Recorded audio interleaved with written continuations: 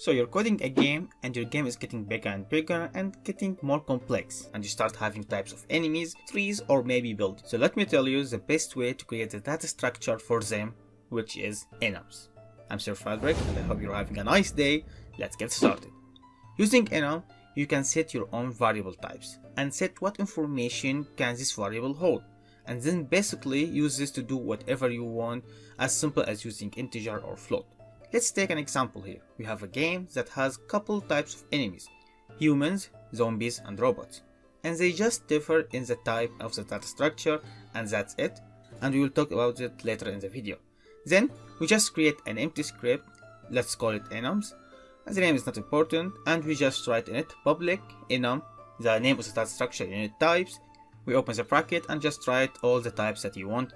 In our case, it's a human, zombie, and robot. And that's it. Now we have a data structure like integer or float, name it unit type, and can take any value from these three, humans or zombie or robot, and we can use it all throughout our project. And we simply now go to the Unity class and just declare the new data structure. We write public unit type, and now if we go to the inspector, we can see a small drop down in each of the Unity class component, and we can choose any values that we defined earlier. And let's set now each one of these characters to the correct value. Really, it's that simple. That's it. And we can do anything with this data structure. Like for example, we can create the setters and getters function.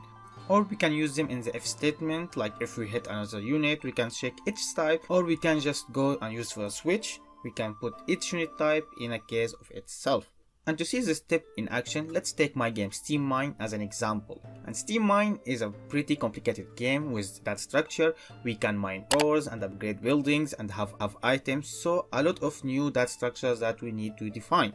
And if we just take a look on the enum script in my game, we can see we have enum for the item types like oil track, improved OI, and we have the action types, actions that the robot has to do, and we have the upgrade type, the drill, the track, and smelter, and the seller, and of course we have the ore type, so we have titanium, copper, silver, and so on. And this is the simplest way to store any unique data in our game, and all this enum script is accessible throughout the code without any effort. A small disclaimer in the end: you may just ask why we don't use just classes instead of enums for our human, zombie, and robot example. And my answer is simple. If the human, zombie, and the robot are really similar in everything and the change is just that type, we use enums.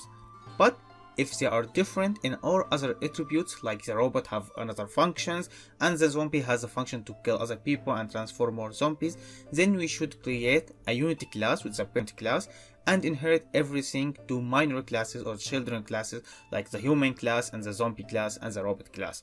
And this is way better to do from the software engineering perspective than using enums. But if it's just a type, use enum, it's simple and it's amazing. This week I just wanted to create a small video on the enum tip, and I find it really useful to code in any game. I hope you liked this video, and let me know in the comments below if you use this tip in your games. And don't forget to join our kingdom on Discord, follow me on Twitter, and in the end don't forget to like, share, and subscribe. See you all in the next adventure.